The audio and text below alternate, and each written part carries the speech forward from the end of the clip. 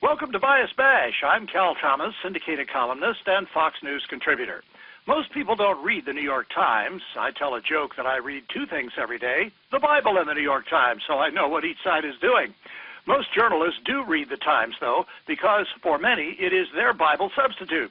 That's why it is important to understand the beliefs of the newspaper, if only because broadcast news reporters follow its lead. Which brings me to Sunday's lead editorial endorsing Hillary Clinton for the Democratic presidential nomination. Surprise! Reading the editorial is a study in obfuscation.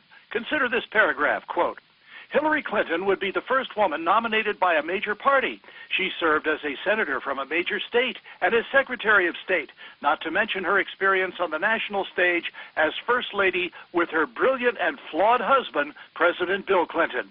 The Times says it is endorsing her with confidence and enthusiasm.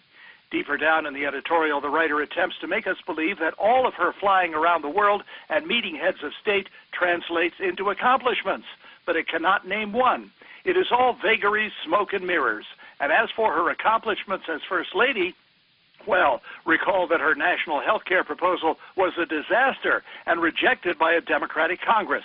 No one can name a bill she introduced in the Senate that passed and was signed into law. At the end, the editorial writer acknowledges that Mrs. Clinton's email problems are a legitimate concern and deserve forthright answers.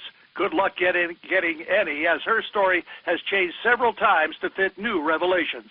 A second, much smaller editorial criticizes the Republican presidential candidates. Again, no surprise there.